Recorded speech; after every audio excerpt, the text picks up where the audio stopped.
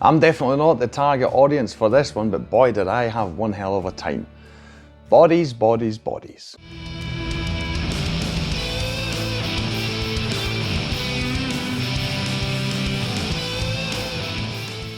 Hi, my name's Drew and welcome to another review video on Flying Wiener. Now, when this came out 3 years ago, I had heard quite something about it. And I know it was generally popular, it didn't make huge amounts of money, but it got good reviews and there was some buzz surrounding it. So I thought, okay, sometime when I see it pop up somewhere, I should watch, and that's what I did now. And I am kind of scarred, and I know that's mainly because I'm not really the target audience, but I must admit it was a really fun time, and it's a very interesting film. It's definitely a lot better than I expected it to be, especially when I think about it. Now, it's a bit difficult talking about it. You don't want to get into spoiler territory. I feel that I can tell, like I usually do, the plot of the film without spoiling it too much. Maybe very interesting to know beforehand. This to me felt a lot like Scream. I saw this comment online and I found myself agreeing with it. I was like, yeah, this feels a lot like Scream. If you're not familiar, Scream came out in the 90s and attempted to sort of deconstruct the horror slasher genre, right, and trying to show various things about that. And you had a young group of people that the story was focused on, and this feels very similar. We've got a group of young 20-somethings, and it's again a horror film, and while it's not deconstructing the genre, you know, showing us up, it's very focused on Gen Z and deconstructing them, satirizing them. You know, it's a bit difficult to stick a label on this film, but as far as I can see, in general, it is described as a horror black comedy, right? So that's what you're getting into. It definitely felt very funny at times. You know, not in the sense of there are funny things happening in a film, you as the audience find it funny, because it really gets very ridiculous at times.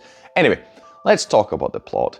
We are focused, like I say, on a young group of people. Actually, the film starts with a young couple with two women. They are joining this other group in this sort of fancy mansion. We've got this sort of higher middle and upper class sort of. And one of the two women joining them, she's definitely not from this kind of class. So she's, let's call it, lower class, and so she feels very, very out of place or very self-conscious, all these kind of things. There's a lot of influencer stuff and just generally sort of social media present people, you know, as in kind of superficial, etc. So she's like very self-conscious about that. They join this group for a hurricane party because, of course, when there's a hurricane coming, you don't really feel in danger that much. You're like, yeah, let's lock ourselves in a mansion and have a party, because why not, right? So that's what happens. We also see the hurricane coming in. From the start, it seems that the social dynamics in the group are very wonky, very weird. It's all Gen Z stuff. I'll address that a bit later, but so the dialogue, etc., just be mindful of that as you're going into this film. If you're like me, if you're like the generation before, I'm a millennial, it's like there's a lot of adjusting going on, because you're like, okay, the lingo and everything, right, I'm not completely familiar with. So anyway, the partying, there's a bit of drugs, a bit of alcohol, they get into playing games. One of them is where they take shots and slap each other. I was like, okay, fine, is that what? I don't know if this is based in reality, but is this a party game that's played nowadays? Like, okay, why not? And then there's a suggestion that they play Bodies, Bodies, Bodies, which is a sort of murder mystery fun game where one of them, you know, is the murderer and everyone else has to find out who it is. It's one of those. I suppose you could. It feels very similar to other party games of the like. I mean, I can think of one. I don't know its name, but where one of them is a wolf, you know, in a village, and you have to find them, things like that. It sounds like a fun game. I mean, you know, in actuality. Anyway, so they play this game, and that's where tensions build even more, because as you can imagine, it's a game where you're trying to deceive people if you are the murderer, and the other ones are trying to find out who it is, and so they start squabbling and getting into other topics, getting very personal, all these kind of things.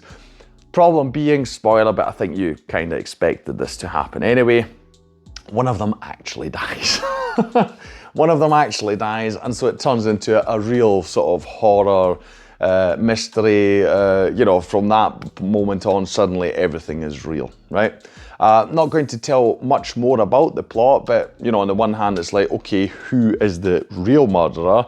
But we're also focused a lot on these personal dynamics, right? So that's what I'll tell you about the plot, and I'll talk about the second thing that I just mentioned a bit more now, because that really is the main thing of the film. It's all these interactions between the group members and just how they talk with each other, and they are very superficial because obviously in this kind of situation you really want to figure out, you know, who did it, which means that it really helps when you know these people. But if all your knowledge and interactions with people are very superficial, because these are all, like I say, Gen Z, so they're all very, you know, social media aware, and so kind of presenting themselves, maybe not being quite, you know, just natural, being quite, you know, just themselves. So the whole thing gets very complicated, and for me it was, I mean, that was also very funny, but it was also kind of exhausting, because I don't know, because I don't hang around Gen Z people too much, not that I've got anything against it, but as you can imagine, I don't really get invited to their parties, right? So language-wise, I'm not sure, you know, how much of it is actually correct, etc. But it was just funny to watch, and it is kind of how I would imagine it to be, where they're throwing around all these buzzwords, you know, with people being toxic, etc. So it feels like, can they even just have a simple conversation without it? It seems like the language is really immediately taken to extremes. You know, there's no, like I say, as soon as someone just does something, let's say that's not quite so favourable, it immediately is being called toxic, you know, where language is just too exaggerated. And it's a lot of this going back and forth and people accusing each other, and you're like, oh God, can you just sit down for 2 seconds and just, you know, calm yourselves down and talk it out, you know, because obviously that's how we're supposed to feel as the audience. But like I say, it was quite exhausting at times, but in a good way, because you're like, bloody hell, you know, is there a grown-up here somewhere? There is actually one grown-up in the group, as it were. Lee Pace is in this film. You might know him from various things. I mean, I loved him, particularly in Foundation. I talked about that on the channel before. Yeah, not going to go into much more detail. He feels very out of place in this group, and it's kind of also the role he's given, because, I mean, yeah, he's a lot older than the others.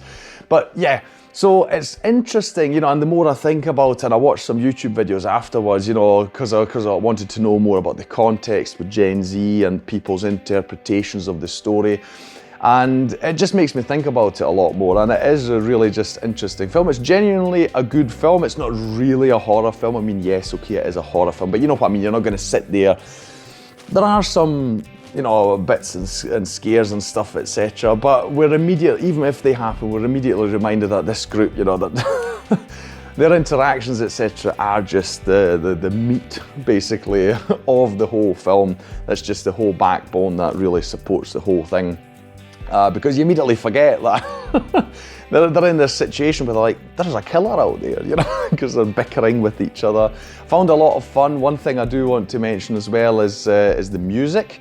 The music was composed by Disaster Piece. Personally, not familiar with his work. The music itself, it fits the film absolutely. I mean, it's just got this electronic vibe, so we're being very, very modern, digital with it, etc. From what I learned, you know, this is also obviously is a lot of music that Gen Z listens to. At least that's what I could learn online. Not my particular cup of tea. What a surprise. You know, but it really fit the film. I have to say that, you know, while it's not my kind of music, I thought it was really good for the film, how it was used, the vibe it was also creating or adding to in the film. So that was a very good choice. That it just supports the whole film, which is what music should do. I mean, sometimes, okay, it can be its own thing where you like the music, you know, but to me, ideally, music will support what you're seeing on screen, and that absolutely happens here. So very good choice there. Yeah, the whole package is very good. So I mean, I would also commend, you've got director Halina Reijn, I think you say it. She's Dutch, if I read, so I think that's how you would say it. The screenplay is from Sarah Delap or Delape, I don't know. Not sure whether that is a sort of accented E at the end. And the story itself is by Kristen Rupinian. I want to mention these people because I feel like they've crafted something really interesting here. Not only visually, they're all running in the dark with their smartphones, of course. You know, in case you were wondering, they don't have, due to the hurricane, they don't have any network, you know, any signal, etc. So, as you can imagine, that's another reason to freak out, because if you've got these people who are constantly glued to their phones and the internet, and suddenly, while they've still got their phones, they don't have the internet, that itself is obviously something that fuels their anxiety as well, of course. Because the usual source of, I don't know, or let's call it their safe space, if you want to call it that, is suddenly gone.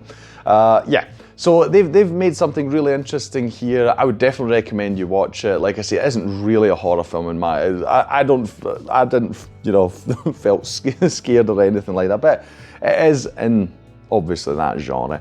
Very interesting. So if you're interested in Gen Z, you know, because I mean, generational things are generally interesting to me. That's why I also wanted to watch this, right? It's just like, I hope I don't get stuck in a situation like this, because I think they would drive me insane, because like, could you just focus on the issue at hand here and not blow it up like this, you know, where we're suddenly talking about some other things that aren't even related, you know, because you're bringing in your own problems and projecting and all these things.